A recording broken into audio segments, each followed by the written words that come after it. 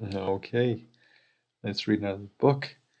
This book is about Gandhi, who is one of my favorite persons, and it's just a good reminder of how one person, such as yourself, can change the whole world.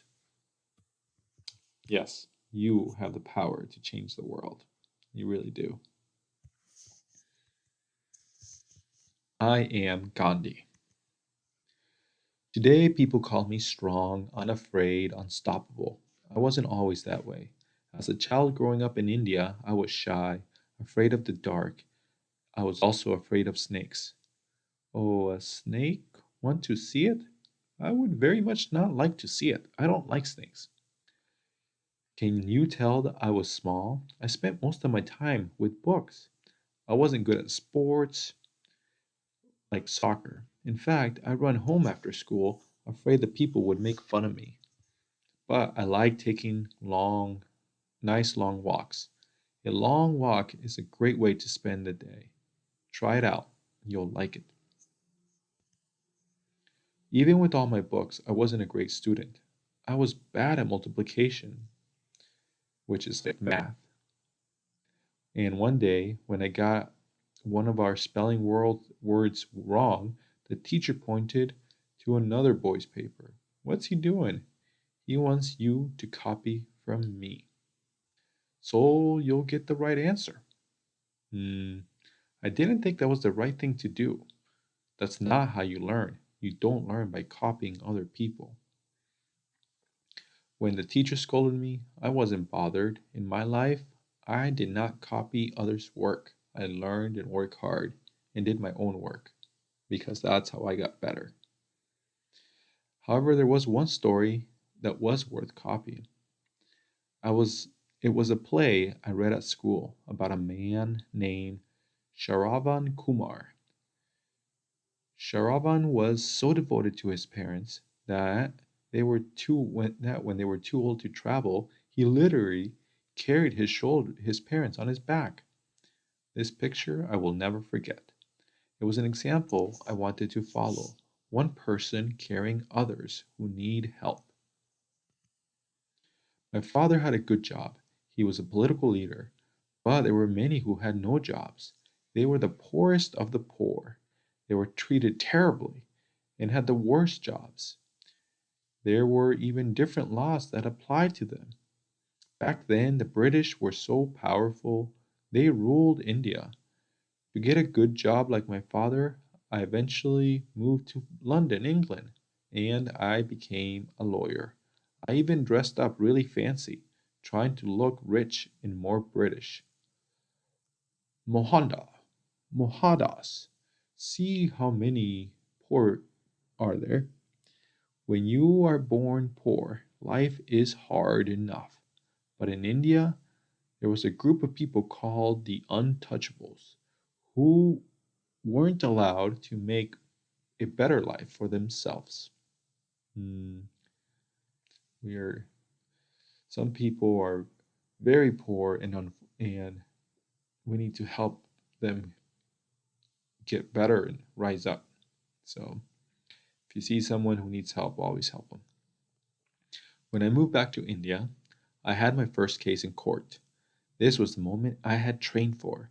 All I had to do was question the witness. He doesn't look too so good, said it. I don't feel so good. I don't think Gandhi felt so good as a lawyer. The moment I stood up, my heart sank to my boots. It was like the room was spinning. I sat back down without a word. Here's your money back. You need to hire someone who's good at this. That was my first case. I completely failed. Luckily, I got offered a new case in a country called South Africa. I was excited to try again. As I took the last part of my journey by train, a white passenger noticed me. He shouldn't be here. This is first class. Gandhi then says, I have a first class ticket. He didn't like me because I was Indian. My skin was brown and he was white. Believe it or not, he had a law he had the law on his side. The train officer asked me to leave. He said if I didn't leave, he would call the police. Yes, you may, I told him. I refused to get out voluntarily. A policeman pushed me out of the train and tossed my stuff into the station platform. It was cold in that station and dark. I could have gotten back on the train and sat in third class, but instead I stayed there all night, shivering. I also meditated, which is when you close your eyes and try to focus on your mind. So at times, people will not allow you to be in a certain place because of your name, your religion, the color of your skin, but in reality, God made us all equal. All humans are the same, and God loves everyone the same way. So it's just people needing to learn and not act so silly. To finish the trip, I took a horse drawn carriage. But once again, because of the skin of my skin color, they didn't let me sit inside with the white passengers. You'll sit out here as we go, on the footboard. That's not fair, said Gandhi. I will not do so. The driver hit me in the ears and tried to drag me down. I never hit him back, but I refused to let go. Leave him alone. Leave him be. Eventually, he gave up. But this is how Indians were treated back then. To change it, I knew I had to take action. I had to fight, even if it meant suffering hardship. See, people didn't like him. They actually hit him, but he never hit back. He just kept to his position of doing the right thing. Within a week, I held a meeting for my fellow Indians in South Africa. It was the first public speech of my life. I have focused on the truth. They treated us unfairly because of our skin color. We must stand together and change laws. Back then, Indians weren't allowed to be out after 9 p.m. They were limited to certain jobs like being a hotel waiter or a coal miner. We weren't even allowed to use the paved sidewalks. After the speech, we all had a discussion. There are times to talk, but there's also real power in listening. Soon after, I decided to stay in South Africa and formed the Natal Indian Congress to help Indians there become more active in government. I purchased a farm where I took over a newspaper called the Indian Opinion, and I wrote about the government and why it's good to be a vegetarian and not eat meat. I even published articles of my favorite thinkers like Henry David Thoreau. But the most important thing I did was to come up with Satyagraha, Suyagura. Say it with me. Suyagura. It combines the word suya, which means truth, with firmness or force. So, truth and firmness together. Truth Force. It sounds like a superhero team. Truth Force. Indeed, Sayagura was how we would fight against the unfair treatment of Indians. Was it perfect? No.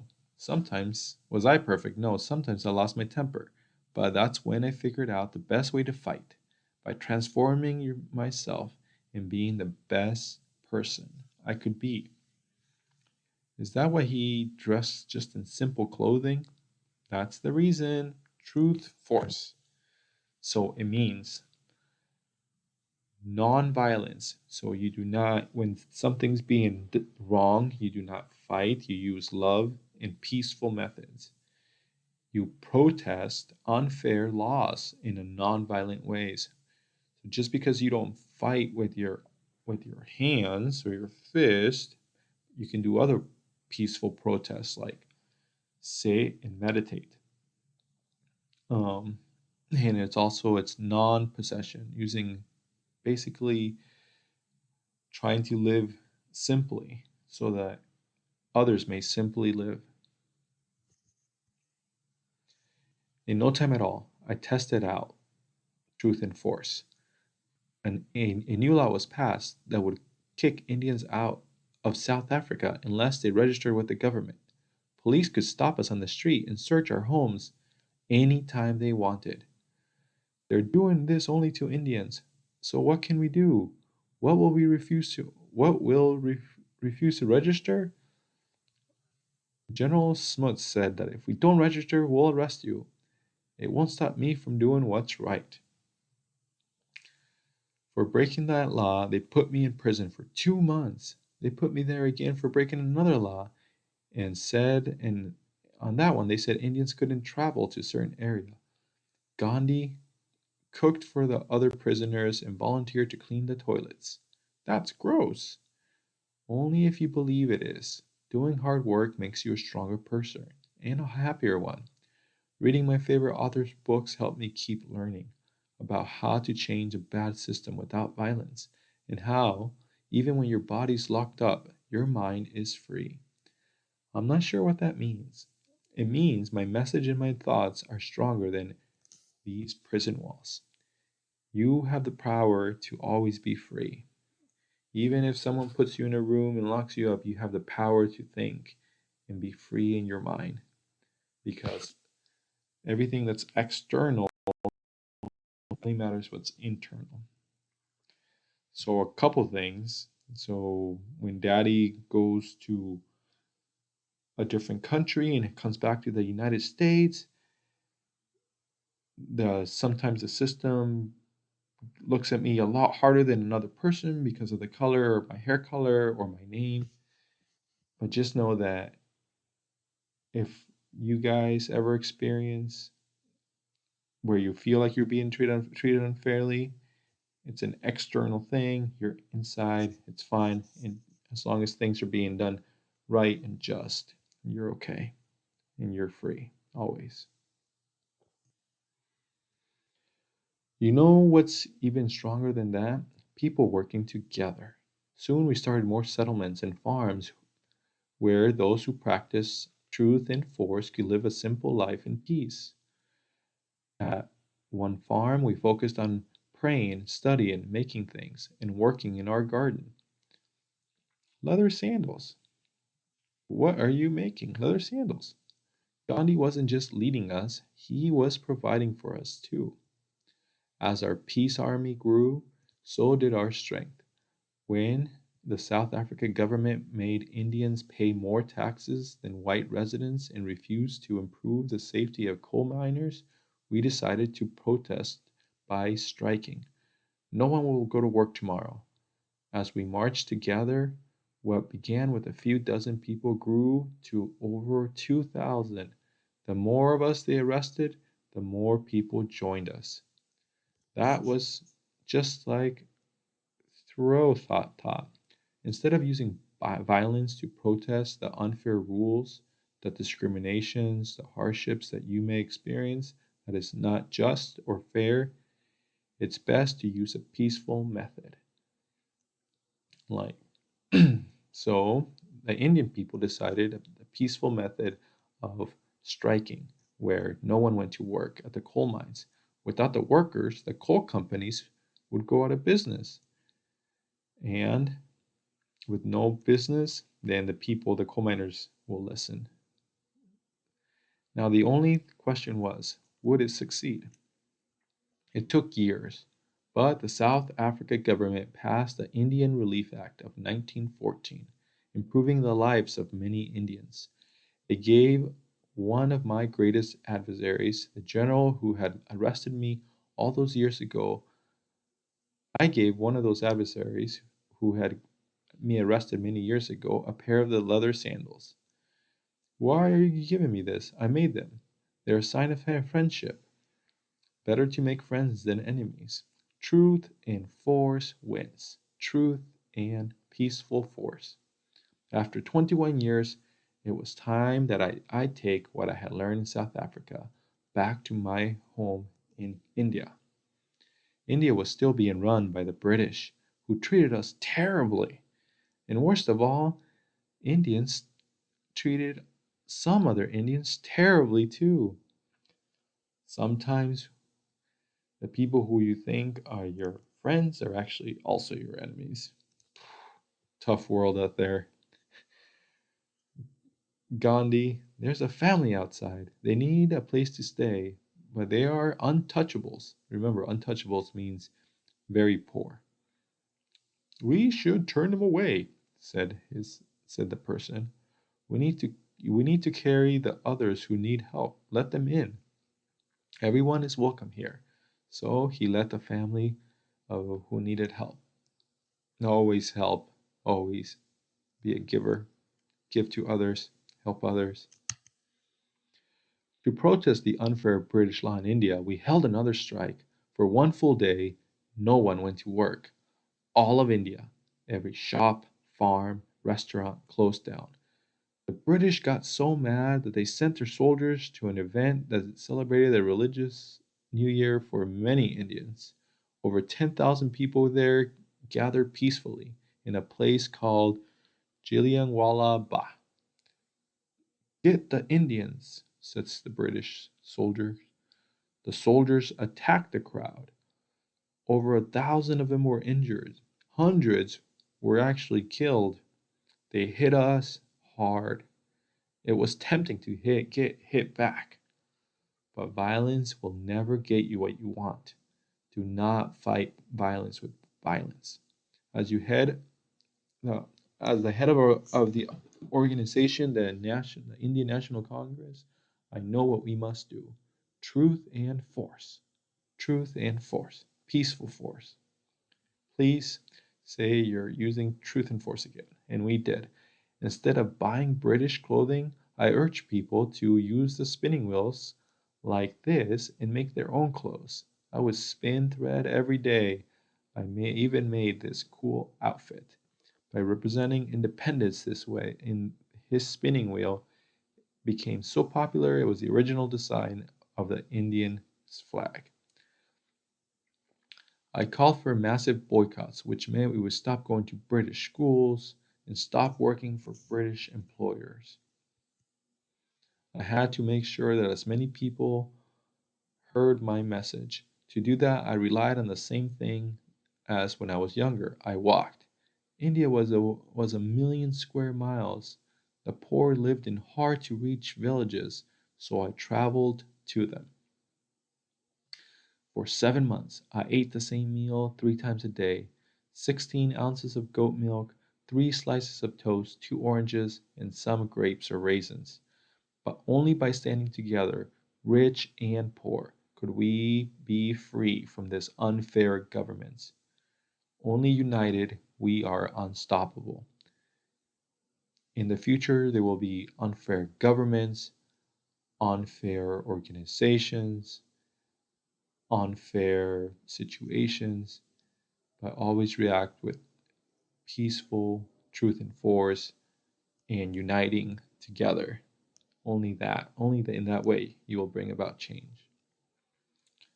Not everyone was on my side, said Gandhi. Even though my work was against the government was peaceful, the British again put me in prison, this time for 6 years.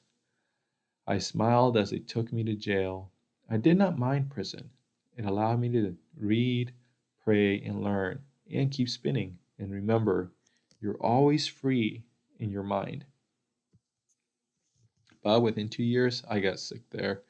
The government knew that people would be enraged if something happened to me, so they let me out. I went right back to my mission. The British government still wouldn't leave India. They passed new laws called the Salt Acts, which said that Indians couldn't make or sell our own salt. We had to buy from the British. Sounds like something they did to the Americans with tea. The British are good people too. It's a different time. Now our food tastes terrible. We need independence. This country is ours, not theirs. I'm writing to the government, warning them This is their final chance to change the law. Time for some more truth and peaceful force, isn't it? How could we convince the British? We marched. On March 12, 1930, 78 people joined me as we headed towards the sea. I was 60 years old, walking 240 miles, 10 miles each day for nearly a month. Where are we going? You'll see. The farther we walked, the more people joined us.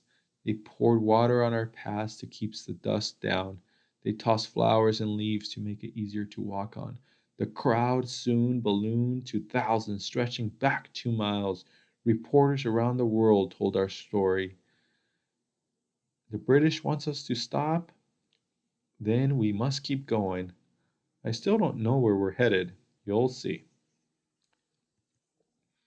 24 days later, we reached our destination, the village of Ghandi, near the Arabian Sea. There, I gave my signal to the nation. I picked up a handful of salt, left by the waves. That's it. See, what is he doing? There's something in the sand. I picked a handful of salt, left by the waves. That's it. I never raised my fist. I never carried a weapon. But in that act, holding the salt that wasn't bought from the British government, I fought back. I broke the law, with the entire world watching. That seems like a really dumb law. I don't think a lot of folks agree with you. Truth and force. Soon afterwards, I was arrested again. But over the next few days, thousands of Indians broke the same law. Just a few clumps of salt united the people and made the whole world realize how poorly the British were treating us, not being able to buy or make their own salt. From there, it took years, but we were on our way to India becoming a free country. My struggles weren't done though. Remember the untouchables, the poorest of the poor? They were still suffering. I was in jail, but I could act. What is he doing? He says he's fasting, that he won't eat until the untouchables are treated fairly. Doesn't this guy ever give up? No, I don't give up, and I never will. Never give up. Never surrender. Sir, people over the country, they heard what you're doing. They're treating the untouchables fairly now. They're letting into the temples and helping the poor.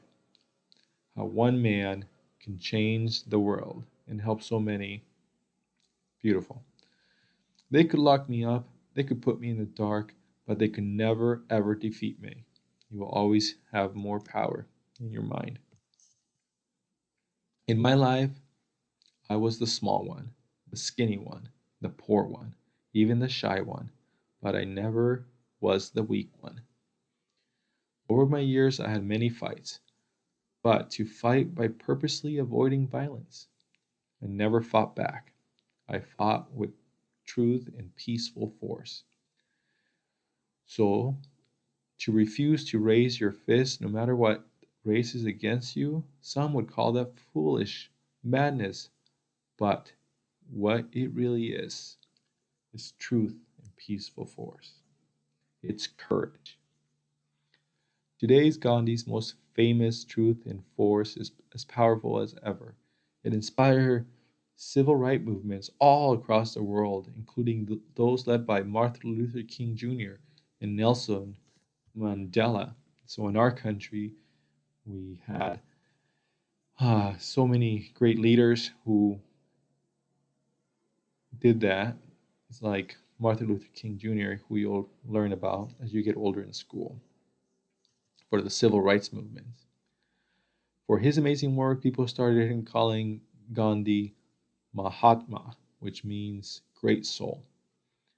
We also call him Bapu, which means father, um, to India.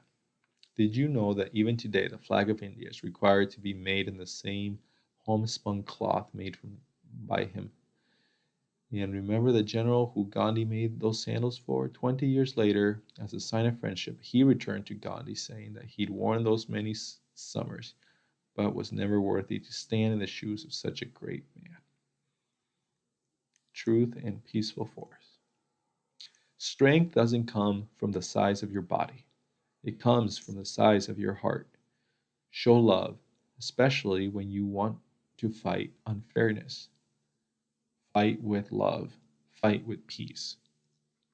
You must help others who are in need. Carry them on your shoulders. Speak up for them when they don't have a voice. Hold true to your beliefs. I am Gandhi, and in a gentle way, I will shake the world, just like you can also do it. See, there's Gandhi. In a gentle way, you can shake the world. He was a kid when he was making his own clothes, when he was marching to get some salt. Okay, love you.